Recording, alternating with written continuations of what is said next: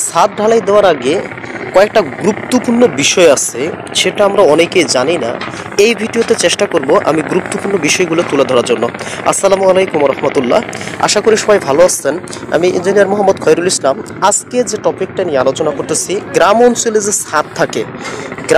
যে ছাদ থাকে, ছাদ ঢালাই দেওয়ার আগে কি কি বিষয়গুলো আমাদের চোখের নজরে রাখতে হবে, তাহলে সেই বিষয়গুলো এই ভিডিওতে তুলে ধরবো। সর্বপ্রথম মনে রাখবেন ডিজাইন অনুযায়ী আপনার রডগুলো শর্ট ডিরেকশনে এবং লং ডিরেকশনে, শর্ট ডিরেকশনে কত মিলি রড দেওয়া আছে এবং শর্ট ডিরেকশনে কত মিলি রড দেওয়া আছে সেগুলো আগে চিহ্নিত করবেন।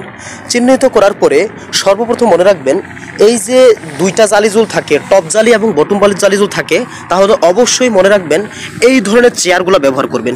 এই চেয়ারগুলো ব্যবহার করার একটাই কারণ, এই আপনার টপ জালি এবং বটম জালির মধ্যে একটা বিষয়টা ক্লিয়ার কাভারটা রাখে এবং সাপোর্টিং হিসাবে এটা ব্যবহার করা হয়, সাপোর্টিং হিসাবে। আবার একটা লক্ষ্য রাখবেন, এই যে আমরা মাঝে মাঝে ব্লক দিচ্ছি, দেখেন এই যে ব্লকগুলো যে আছে, এই ব্লকগুলা এখানে কি জন্য আমরা দিচ্ছি এটা মনে রাখতে হবে। কি জন্য আমরা এই ব্লকগুলো দিচ্ছি, এই ব্লকগুলো মনে রাখবেন।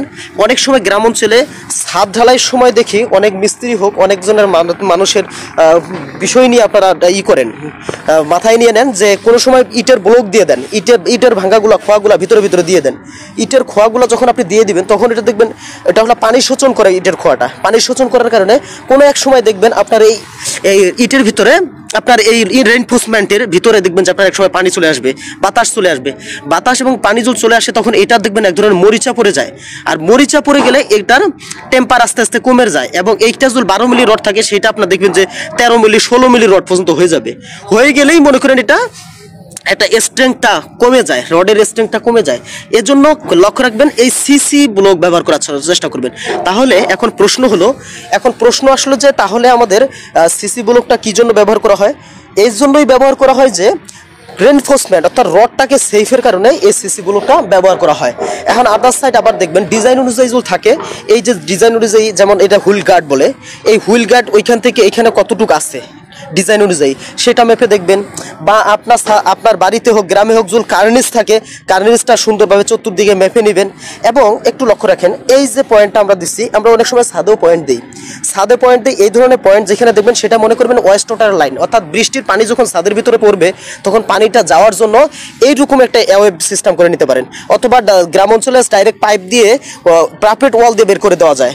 এবং এইটা জিনিস লক্ষ্য রাখেন, এই যে দেখেন এই লেভেলটা দেওয়ার একটাই কারণ, যে এই লেভেলটা দিয়ে আপনার এই ব্রিজ বলেন, ছাদ বলেন, একটা স্লোপ থাকবে চতুর্দিকে। এই স্লোপটা মেনটেন করার জন্য, দেখবেন আপনার এই যে সাইডগুলো আছে প্রত্যেকটাই, এই সাইডগুলোতে আপনার প্রত্যেকটাই লেভেলটা, এই যে লেভেলটা দিয়ে দিছে, এখান থেকে একটা অনুমান করে লাগছে যে 200 বা 300 250 থাকবে।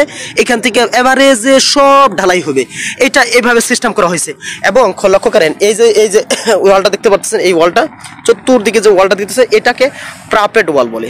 এটা হলো প্রাপেট ওয়াল। এই প্রাপেট ওয়ালটা এখন কি জন্য দেওয়া হয়?